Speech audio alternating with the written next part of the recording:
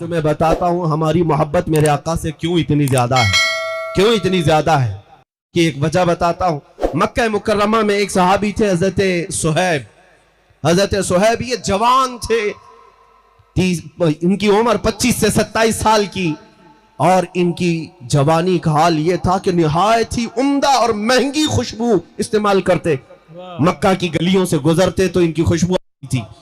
बड़े रईस खानदान से थे, लेकिन मेरे आका के दामन में जब आए, बाप कट्टर दुश्मन था, माँ भी कट्टर दुश्मन थी मेरे आका की। वो नहीं चाहते थे कि सुहैब हमारा मोहम्मद सल्लल्लाहु अलैहि वसल्लम के साथ जाए, इसलिए कि रसूल पाक के सहाबा में अक्सर गरीब थे। एक अमीर का बेटा कैसे आ जाएगा? माँ बाप रोकते रहे, लेकिन ये मोहब्बत बढ़ती ही रही। एक बात याद रखें, दीवानों का हाल ही ये होता है, जब जब इन्हें हुजूर से रोका जाता है मोहब्बत में इजाफा ही होता जाता है। सुभान अल्लाह। हमने देखा है मोहब्बत में इजाफा ही होता जाता है। उस सुहैब को माँ भी रोकती रही, बाप भी रोकते रहे। वक्त ऐसा आया कि बाप ने धमकी दी कि अगर तू वहां जाना ना छोड़ेगा तो तेरे साथ मैं बहुत बुरा सलूक करूंगा। जब ये जुल्म सहते सहते सुहैब ने देखा कि मेरे आका हिजरत करके मदीने चले गए, मक्का में नहीं थे, तो हजरत सुहैब ने कहा मैं भी अब मक्का छोड़ करके हिजरत करके चला जाऊंगा। बाप ने कहा अगर तूने ऐसी हरकत की तो सारी जायदाद तेरे से मैं आग कर दूंगा, तुझे एक फूटी कोड़ी भी नहीं दी जाएगी। हजरत सुहैब ने कहा जो लिखवाना है मुझसे लिखवा लो, जायदाद तुम्हें मुबारक, मालो दौलत तुम्हें मुबारक, मैं मदीने का मुसाफिर मदीने चल के रहूंगा। बाप ने कहा सारी चीजें कर ली गई, जायदाद खत्म, कुछ देने को तैयार नहीं। सुहैब तन्हा सिर्फ बदन पर जो कपड़े पहने थे निकल पड़े मदीने के रास्ते पर। अभी थोड़ी ही दूर गए थे, पीछे से मां पुकारती है, कहती है सुहैब तुझे पता है तेरे जिस्म पर जो कपड़े हैं वो हमारी कमाई के हैं, हमारे पैसों के हैं, हमारे पैसों के कपड़े पहन करके तू मोहम्मद के पास जाएगा। हजरत सुहैब वापस घर आए, उन कपड़ों को भी उतार दिया और टाट के कपड़े, गोनी का लिबास अपने जिस्म पर डाल दिया और कांटों से बटन बना करके उन्हीं टाट के कपड़ों में वो मक्का से हिजरत करके निकल पड़े। उन्हें कोई चीज रोकने वाली नहीं थी। सुहैब जब अपने घर से हिजरत करके निकले, इतने पर भी बस नहीं हुआ, उनके जालिम बाप ने पैसे दे करके मक्का के बड़े बड़े गुंडों को बुलाया और कहा कि मेरा बेटा मदीने के रास्ते पर है, जहां मिलेगा खूब मारो, इतना मारो कि जख्मी होकर वापस वो हमारे घर आ जाए। पैसा लेकर के गुंडे आए, बीच रास्ते में सुहैब तन्हा थे, तन्हा उस आशिक रसूल को गुंडों ने घेर लिया। कभी कोई इधर से नोचता है, कभी इधर से नोचता है, मुक्के मारे जा रहे हैं। वो तन्हा मेरे आका का गुलाम मुकाबला तो करता रहा, लेकिन इतने मार खाया, इतने मार खाया कि नाक पूरी फट गई और खून जारी हुआ, जख्मों से पूरा चेहरा सूज गया, घुटने फूट गए, जगह जगह जख्म हुए, थक हार करके जमीन पर लेट गए। उन गुंडों ने कहा चल वापस मक्का चले जा, इसी में तेरी आफियत है। सुहैब ने कहा अब तो एक बार मैं छोड़ चुका, मौत आएगी तो मेरे मुस्तफा की तलाश में आएगी, इस रास्ते में ही आनी है तो आ जाए। वो भी थक हार करके चले गए। ऐ मेरे अजीजों, ऐ दीवानगाने इश्क मोहम्मद, दुनिया आज भी तुम्हारे साथ ये हशर करने को तैयार है। इन जालिमों को बता देना, मॉब लिंचिंग तुम करके किसी आशिक के इश्क को कभी नहीं छीन सकोगे। जितने तुम मारोगे इंशाअल्लाह उतनी ही हमारे इश्क के रसूल में इजाफा होगा। सुहैब को मार करके, तोड़ करके, जख्मी करके देख लिया, वापस वो मायूस होकर चले आए। जानते हो पूरा दिन जख्मों की हालत में चूर चूर वो वहीं पड़े रहे। दूसरे दिन कुछ होश आया तो पैदल सफर करके मदीने आ रहे। 9 दिन का सफर, 9 दिन का सफर, 425 किलोमीटर का सफर है मक्का से मदीना। ये पैदल चले आ रहे थे मेरे आका के इश्तियाक में, मेरे आका की मोहब्बत में। इधर मदीने तैयबा में सहाबा कहते मगरिब की अजान का वक्त था, मेरे आका सल्लल्लाहु तआला अलैहि वसल्लम मस्जिद से बाहर आए और करीब अपनी गर्दन ऊंची कर करके बार बार उस तरफ देख रहे हैं जो सफर का रास्ता था।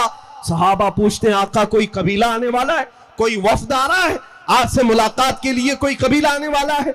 मेरे आका ने फरमाया नहीं, मेरा एक दीवाना, मेरा एक आशिक आने वाला है। जो जख्मों से चूर है। लोगों ने उसका रास्ता रोका मगर उसे कोई ना रोक सका। सहाबा कहते कौन है जिसका इंतजार मुस्तफा करीम फरमा रहे हैं। थोड़ी देर के बाद सहाबा कहते हैं जख्मों से चूर, खून में लथपथ, तात के कपड़े जगह जगह से फटे हुए। हमने देखा तो ये तो सुहैब है जो मक्का के मालदार का बेटा, जिसकी खुशबू इतनी महंगी थी कि लोग सूंघने के लिए आया करते। आज वो जख्मों से चूर मदीने में आ रहा है। मेरे आका बढ़ करके आगे चलते हैं। जैसे ही सुहैब करीब आए आका ने सीने से सीना लगा लिया, मुआनका किया और अपने बदन पर जो चादर थी वो निकाल करके सुहैब रूमी को पहनाया और कहा अल्लाह तेरा भला करे। हजरत सुहैब के जुमले सुनो।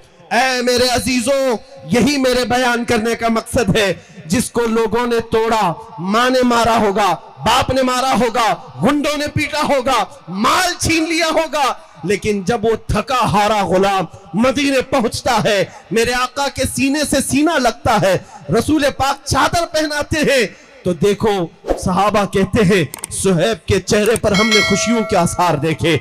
ऐसा लगता था कोई जख्म भी नहीं, कोई दर्द भी नहीं।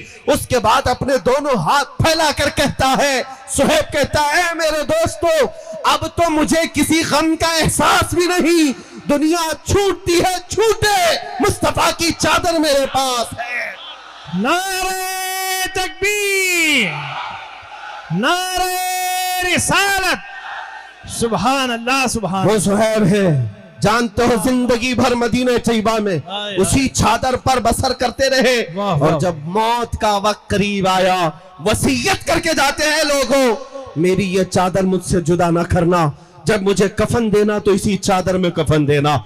इसलिए कि दुनिया में अगर सबसे ज्यादा मोहब्बत करने वाली कोई जात है तो वो माँ होती है, बाप होता है। लेकिन मेरे साथ तो मामला ये है, मुझसे मोहब्बत करने वाली माँ ने भी छोड़ दिया, बाप ने भी छोड़ दिया। मेरी अजीज माँ ने मेरे कपड़े उतरवाए।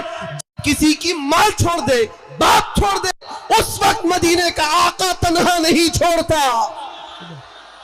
सुभान अल्लाह, हमारी मोहब्बत की वजह, यह है हमारी मोहब्बत की वजह। अजीजान गिरामी, मैं दुनिया को एक कहता हूं, अगर माँ भी हमारी छोड़ दे, बाप भी हमारा छोड़ दे, मगर गुंबदे खजरा का मक्खी हमें तन्हा नहीं छोड़ता, वो तन्हा कभी नहीं होने देता।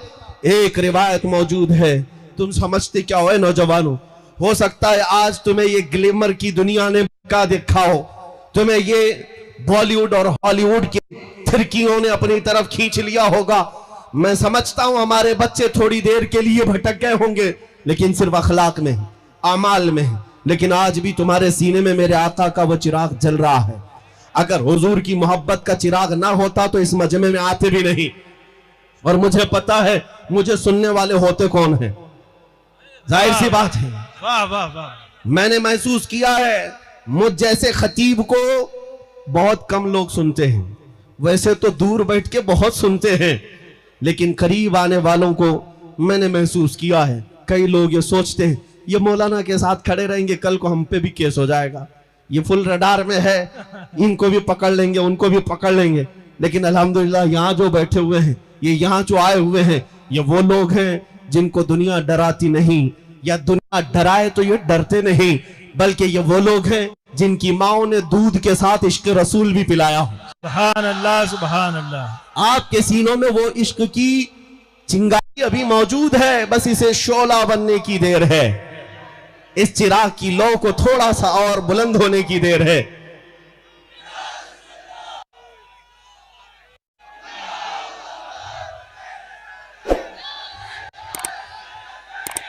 लब्बैक लब्बैक या रसूल अल्लाह, लब्बैक लब्बैक लब्बैक या रसूल अल्लाह, लब्बैक लब्बैक लब्बैक या रसूल अल्लाह, लब्बैक लब्बैक लब्बैक या रसूल अल्लाह, लब्बैक लब्बैक लब्बैक या रसूल अल्लाह। मेरे अजीजों, मैंने तो अब ये जागते हुए और अवेयरनेस आते हुए भी मैंने महसूस किया कि आज से 1 साल पहले एक खबीस मलून पाखंडी मेरे नबी पाक की शान में भौंक रहा था, तो हमने उसे पुकार कर कहा था कि आओ चलते हैं आग में देख करके।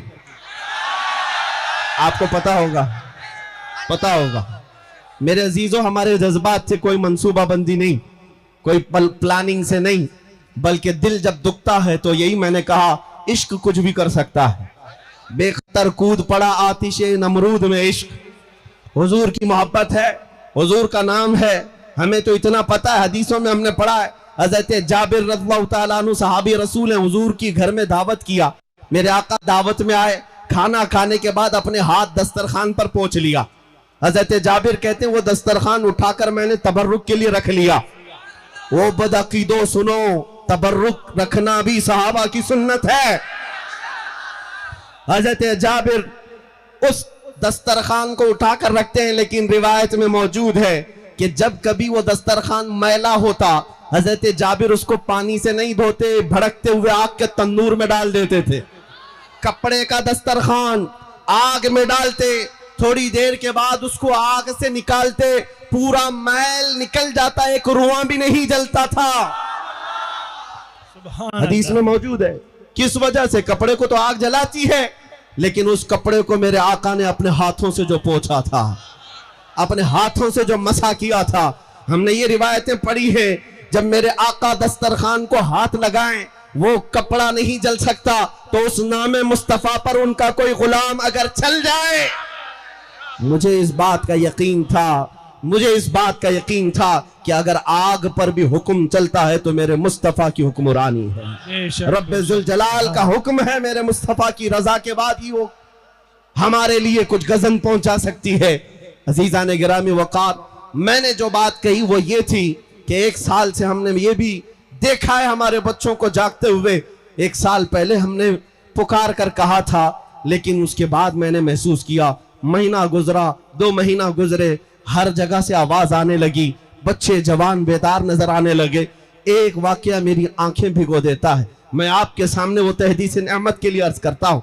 एक बार एक नौजवान लड़का हमारे पास आया और कहने लगा कि हजरत, उसका हुलिया देख कर के अजीब था। मुंबई का रहने वाला, हिप्पी कट है, फटी जीन्स पहना हुआ है, इधर बालियां हैं, कड़े भी है, और पूरी दाढ़ी में भी डिजाइन, टैटू भी लगे हुए हैं, जो एक अजीब सी कैफियत बना करके वो आया हमारे पास। कहा नशा भी करता था, दिन रात नशे में रहने वाला, और मुझसे कहता है मौलाना मैं तो मस्जिद में कम आया करता हूं, मुझे पता नहीं, लेकिन मेरे ये हालात अपनी जगह पर, नशा भी होता है, मैं तौबा कर लूंगा, तौबा कर लूंगा। लेकिन मुझे अभी अभी मेरे दोस्त ने आपकी एक वीडियो बताई जिसमें आप किसी मलऊन को, गुस्ताखे रसूल को ललकार कर कह रहे हैं कि आग में कूदने का वक्त आया है।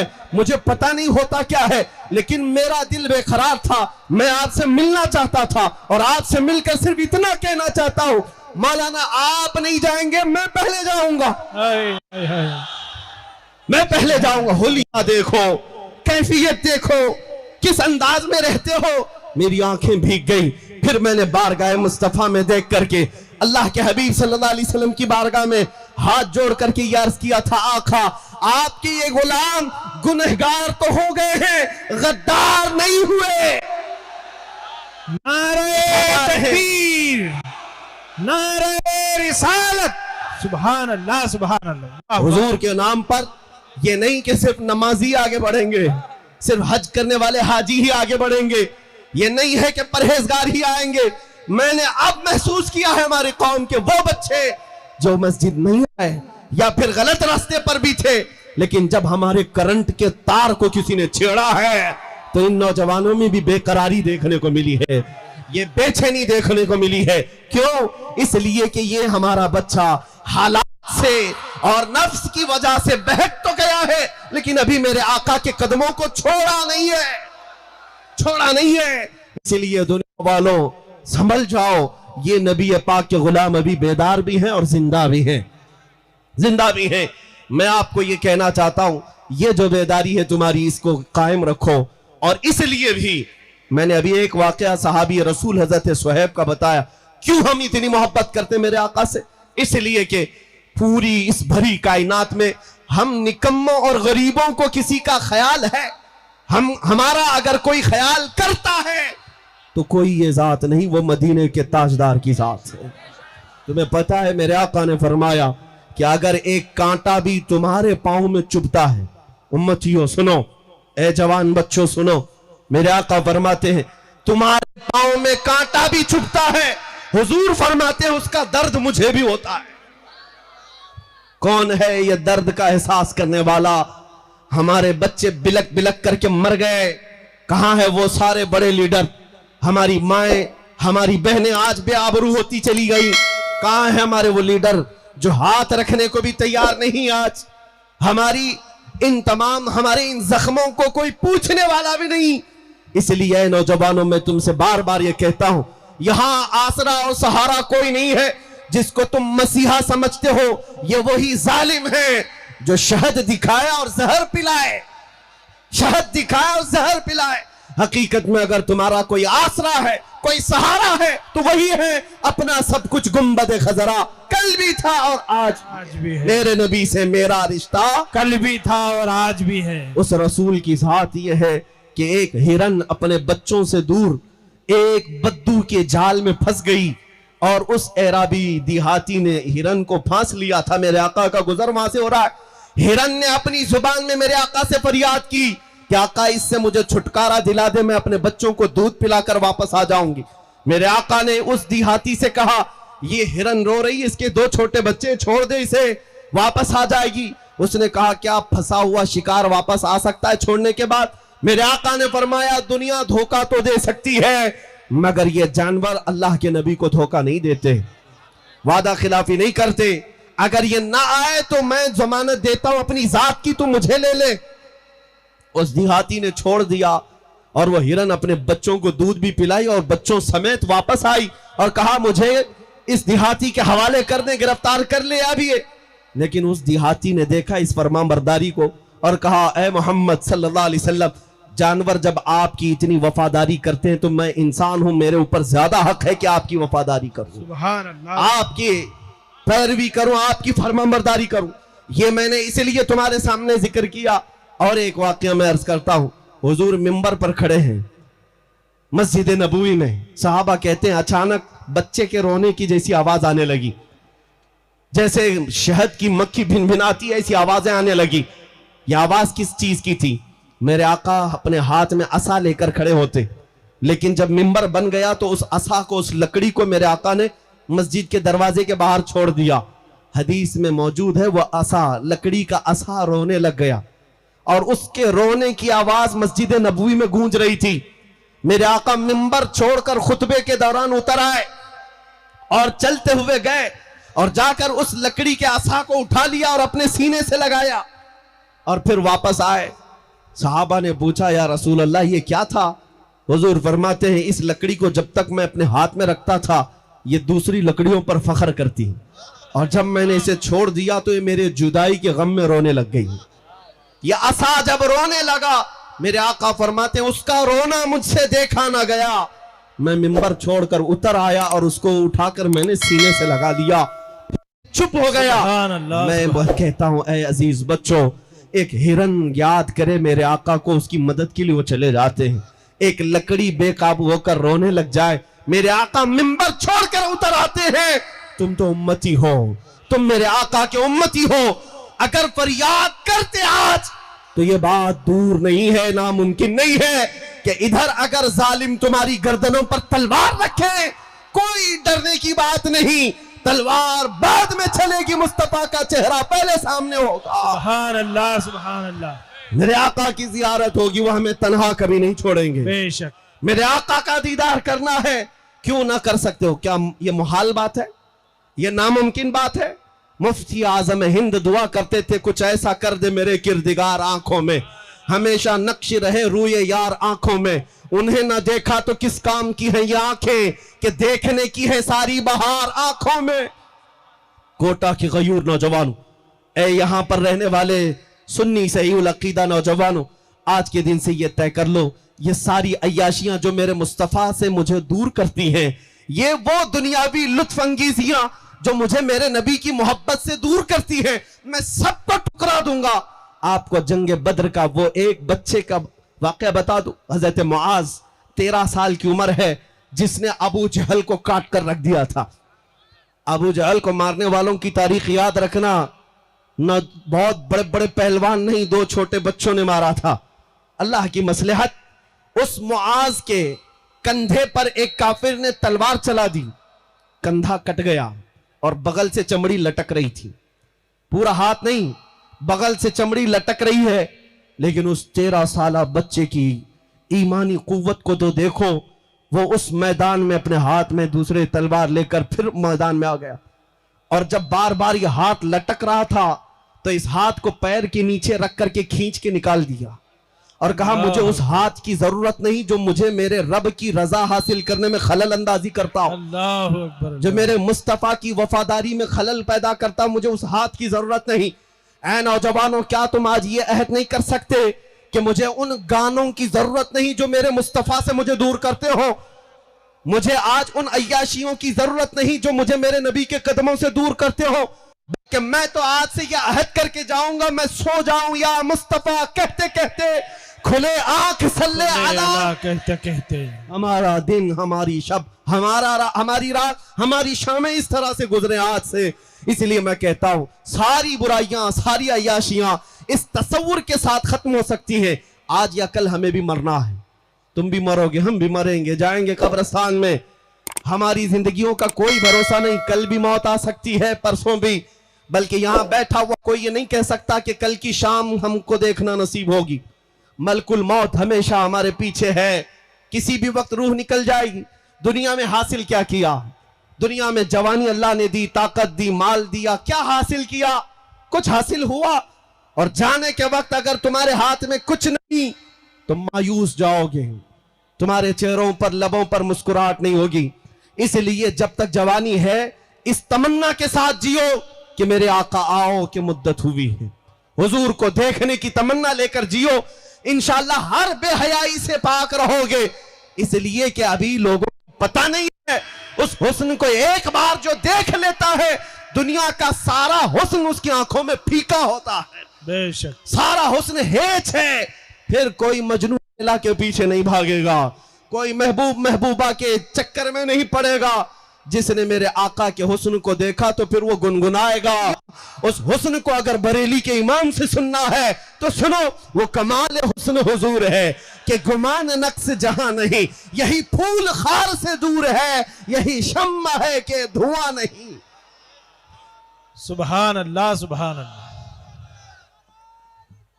या रसूल अल्लाह, जिंदाबाद जिंदाबाद।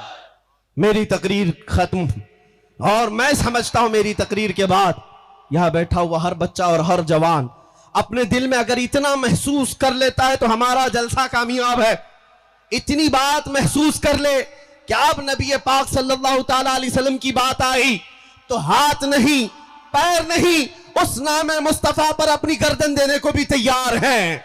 इंशाअल्लाह। लब्बैक या रसूल अल्लाह, लब्बैक लब्बैक या रसूल अल्लाह, लब्बैक या रसूल अल्लाह, लब्बैक तुम्हारे इन या जज्बों को रसूल अल्लाह अल्लाह। सलामत रखे, आमीन। तुम्हारी इस ईमानी कुव्वत को अल्लाह सलामत रखे। आमीन। और इस बात पर मैं खात्मा करता हूं कि मोहम्मद से वफा तूने तो हम तेरे हैं, ये जहां चीज है क्या लाहो कलम तेरे हैं। उठो नौजवानों, कुव्वत इश्क से हर पस्त को बाला कर दो, दहर में नामे मोहम्मद से उजाला कर दो।